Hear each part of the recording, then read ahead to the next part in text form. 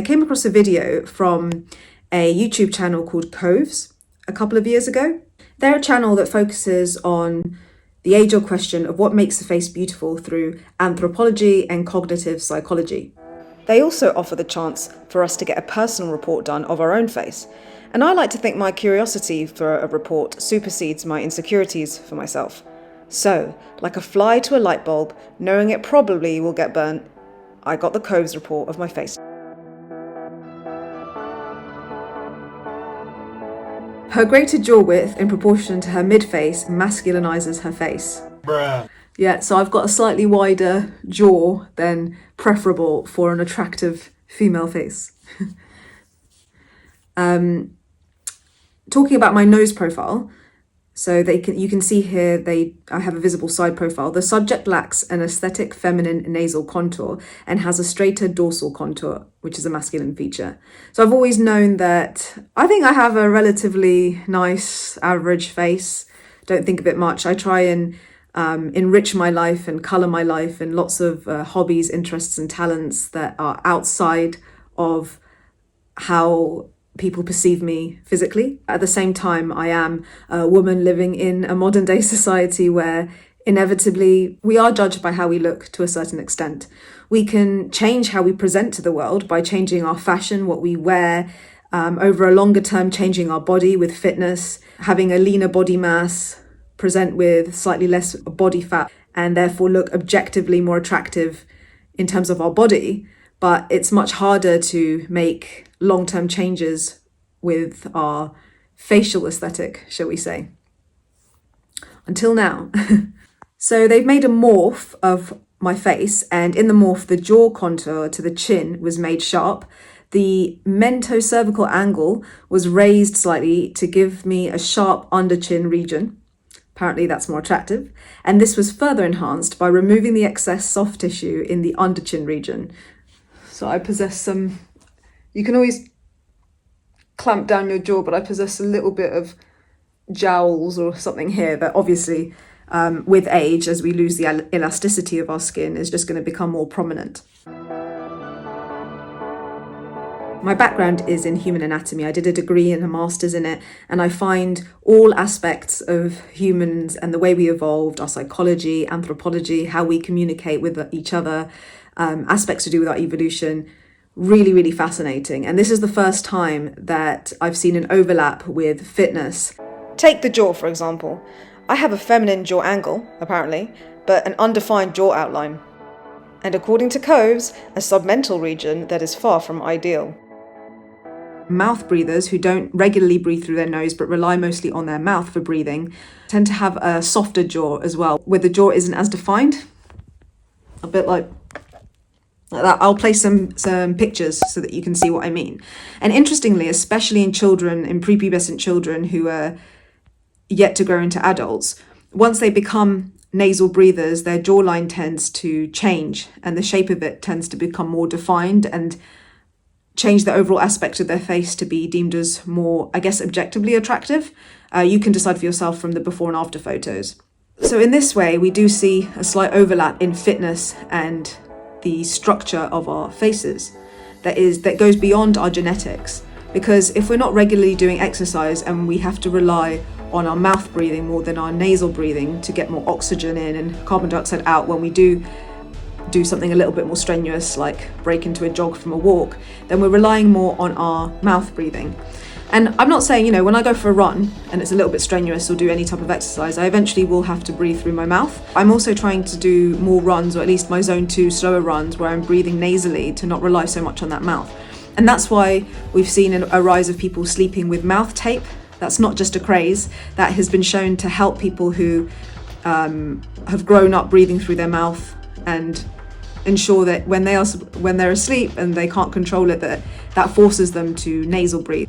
Mandibles are getting smaller, and so they can't fit all of the adult teeth that are growing in the mouth, and therefore the teeth grow crooked and we need to rely on braces more. We are eating more palatable, soft, less chewier foods. So because we're eating less kind of vegetables or raw vegetables that would be crunchy, or like meats that involve a lot of chewing action, our mandibles are actually getting smaller. and that's constricting the amount of growth on the teeth. And so a lot of us, including myself, rely on braces to correct our teeth, where we've had even teeth removed. I've had 2 teeth removed from the top of my mouth. And so that obviously changes the aspect of the face. A lot of what makes the face attractive is the jaw. Masculine faces that are deemed objectively attractive have a very sharp have a very sharp jaw. Overall, I think the report says that I have adequate facial symmetry. Facial symmetry is one of the factors that we use subconsciously to judge how attractive a person's face is. But I do have a masculine jawgonian. That's that kind of width to forehead ratio. It's almost square with a slightly more elongated face.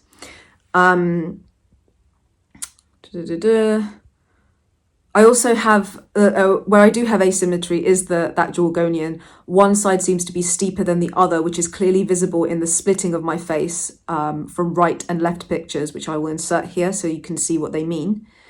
The lower third in the right symmetry has a sharper inclination towards the chin, producing a narrow feminine chin compared to the relatively wider chin of the left symmetry.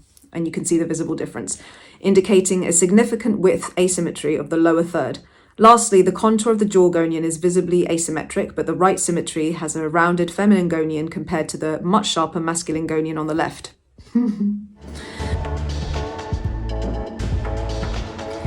Another change in my face over the last couple of years is the process of aging, naturally, and that has been most prominent on my face under the eye region, where I have lost some skin elasticity, and that's quite a common area to lose skin elasticity, simply because that's the thinnest part of our skin is around the eyeball and the eyelids, and so the thinner the skin, the more likely it is to crease, aka wrinkles.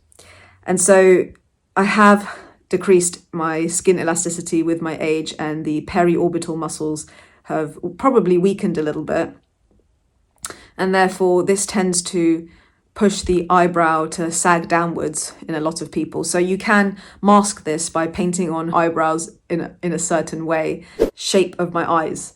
So they're talking a lot about the canthal tilt, and the tilt is important in indicating proper dentofacial development and genetic health, because without it, the face appears droopy and deformed. Higher positive canthal tilt, downward tilted eyes, are more attractive as they make the face appear more exotic and alluring. Ooh, okay. The subject's eyes have no scleral show, as in the whites of my eyes don't tend to show underneath, unless I do this. See, even doing this is not very attractive, and apparently we don't deem it as attractive. We look a bit older, it's not a nice angle because we can see the sclera at the bottom. So if you look at me head on, a sign of youth is that the sclera is not visible from the bottom of my iris if I look straight on, apparently. And they say, yeah, which is desirable as it makes the eyes appear aesthetic and dominant and typically indicates appropriate maxillary orbital support. She has a weak under eye region with aging-related nasojugal lines and periocular discoloration. Yep, I agree with that. I'm getting older, what can I say? There is a subtle contour depression that could be improved with dermal fillers and fat grafts. Well, I'm not going to do that, but it's nice to know that there is hope for me if I was to ever want to improve that region. And here's the list in black and white, so you can see all of the non-invasive but very invasive suggestions.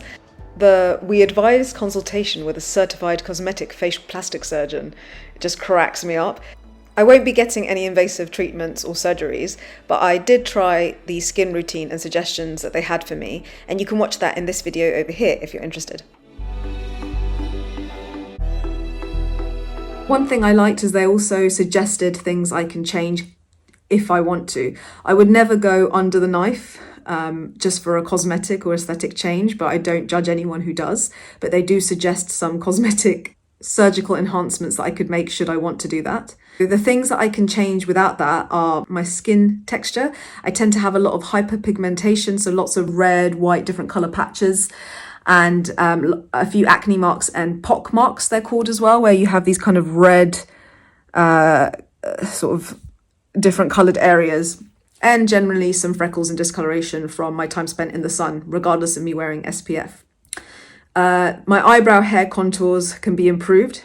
I haven't even painted my eyebrows. I tend to just paint my eyebrows to thicken them a little bit because I've got uneven and not much hair on my eyebrow, which the eyebrow tends to frame the face in a positive way. You can check out my other videos where I have been talking to the camera with painted on eyebrows, even if I don't wear much makeup. And yeah, my hair is not particularly washed, it's quite greasy, and my skin is not the best light for me. It's not all doom and gloom, and I'm not saying that just because Qoves has told me that I have a fairly proportionate and attractive face, but because it's been really interesting reading this type of stuff, and I understand that when I put myself out there on YouTube, inevitably it's going to bring comments where people are going to pass judgment about what you look like. And so reading a report like this doesn't necessarily change my perceptions of how attractive I feel. I'm me. I try and live my life in a way for my attraction not to be the sole purpose of anything that I do. But yeah, this is me, and people will always have something to say. It's how we perceive ourselves. For me, it was just a very interesting report and a very science-based report mixed with positive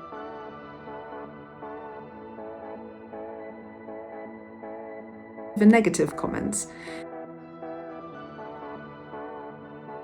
I think it's really important to be able to hear comments, and not necessarily good comments, and still have the resilience and the fortitude to be confident in yourself and not allow those to get you down. So I don't know, it was almost like a way of me testing the waters, seeing if I could cope with what I was going to read back, and now making a video about it and sharing it online and making it far worse for myself in case there is someone who may want to write something horrible about it, I guess.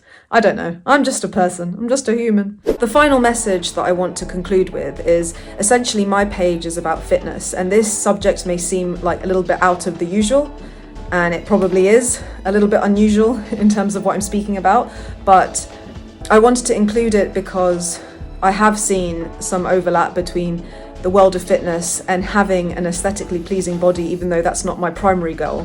It's a secondary goal that I fortunately get from training to be able to do certain exercises and increasing my strength, and it's great.